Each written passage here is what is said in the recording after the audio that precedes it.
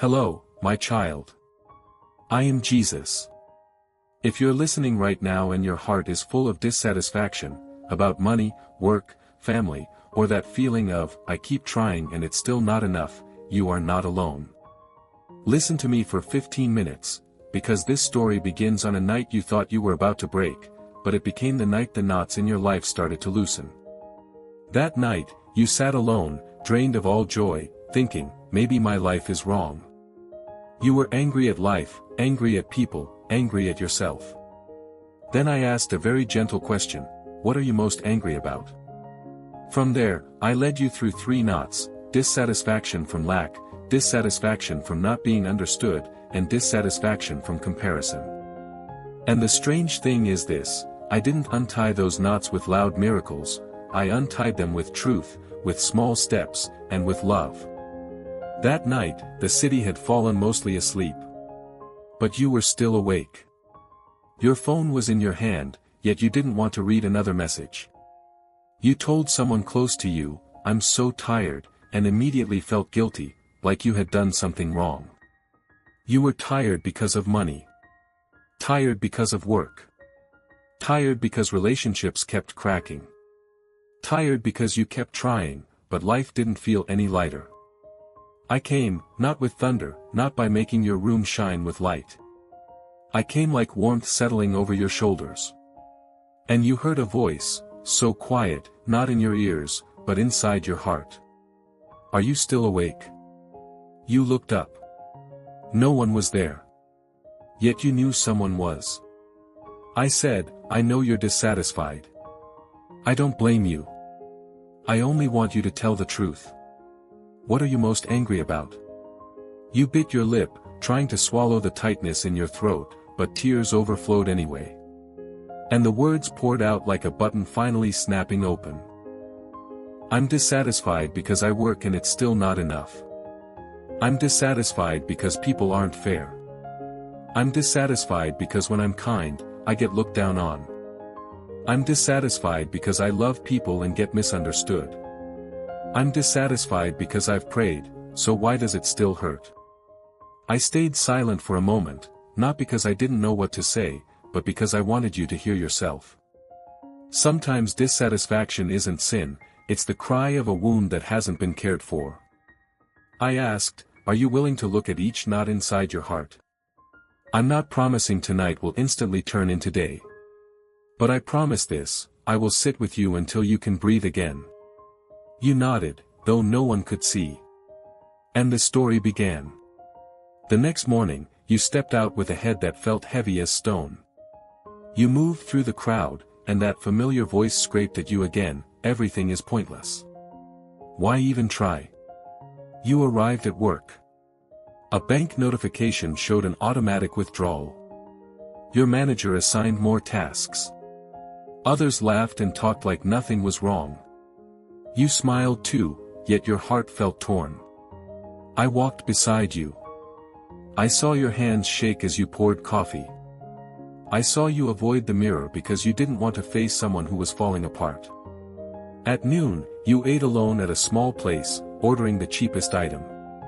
An elderly woman selling lottery tickets walked by. Sweetheart, would you buy one to help me? You were about to shake your head. The dissatisfaction in you rose up, I can't even take care of myself. You turned away. Then I asked softly, do you see that you're cutting your own heart just to protect your heart? You froze. Then you called her back and bought one ticket. She smiled, a smile with more wrinkles than money. Thank you. Today I can worry a little less. Just a little. But in your eyes, a thin crack of light opened. I said, do you see? Dissatisfaction makes you believe you are only someone who lacks. But when you give, even something small, you prove that you are not lacking love. You stayed quiet.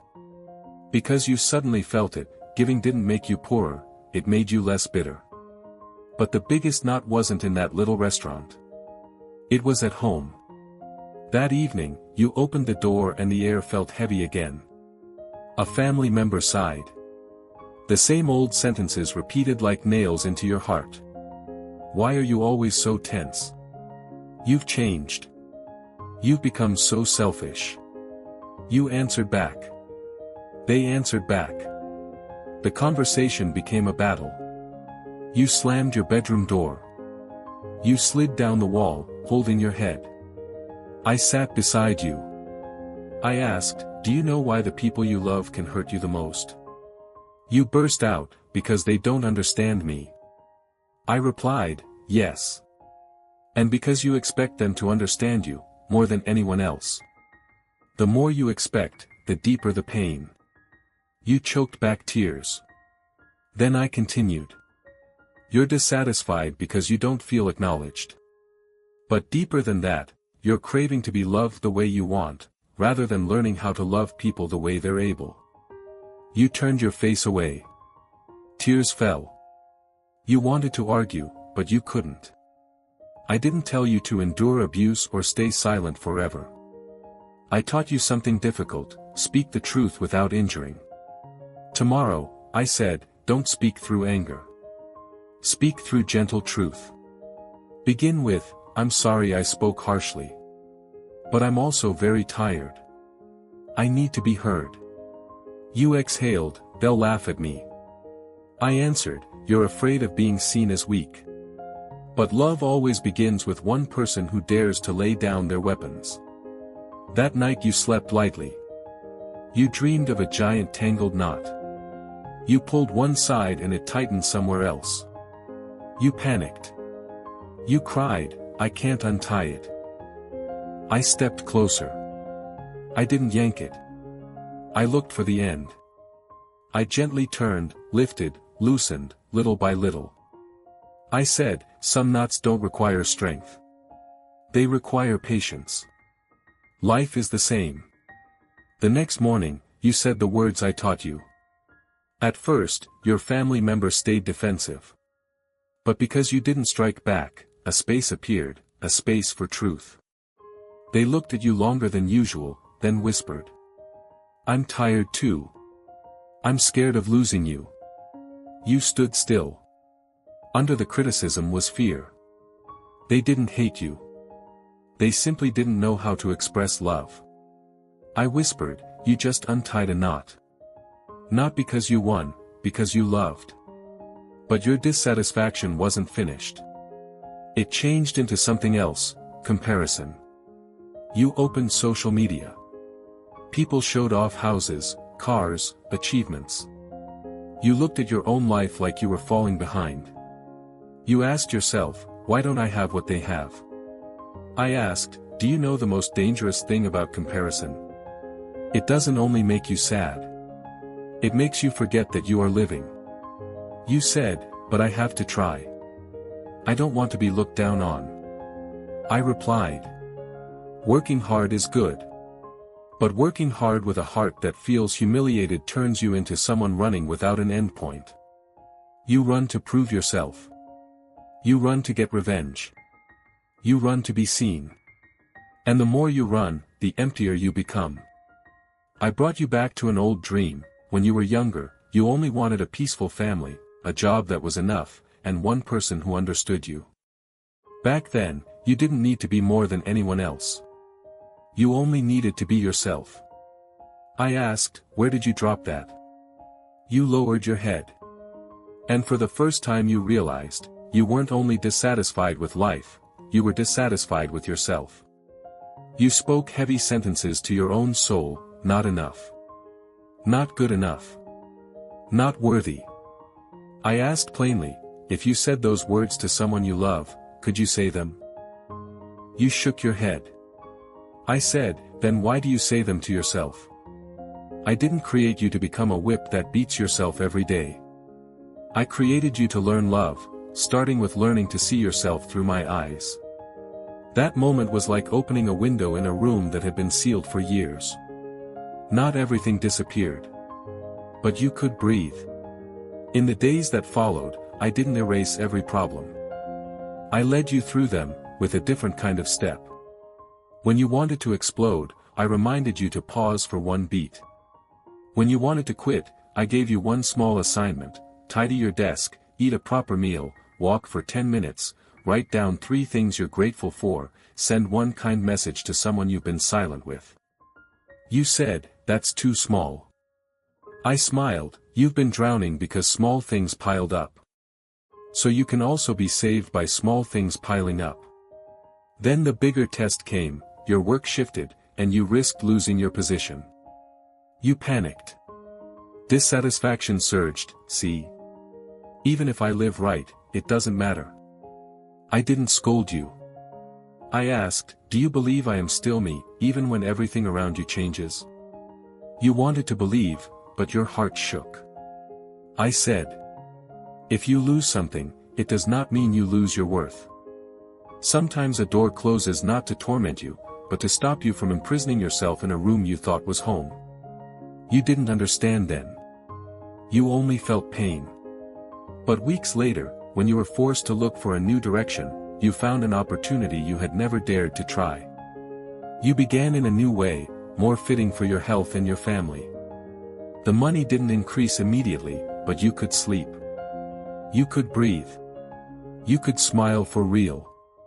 You looked back and realized, some losses are actually rescue.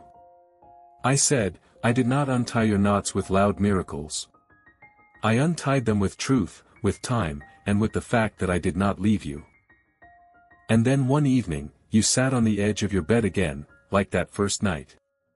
But this time you weren't holding your phone. You placed your hand on your chest and whispered. I'm still dissatisfied. I'm still afraid. But I no longer feel abandoned. I replied, that's right. Because you were never abandoned. You asked, so what is dissatisfaction? I said, dissatisfaction is a bell telling you that you need something deeper. Sometimes you need rest. Sometimes you need to speak the truth. Sometimes you need to forgive. Sometimes you need to release your ego. Sometimes you need to return to me. I leaned in, as if placing a promise inside your heart. If today you are tangled in a knot, money, family, loneliness, low self-worth, don't be ashamed. Let me touch it. I don't untie knots by turning you into someone else. I untie them by returning you to who you truly are, someone loved, guided, and still valuable even when not yet perfect.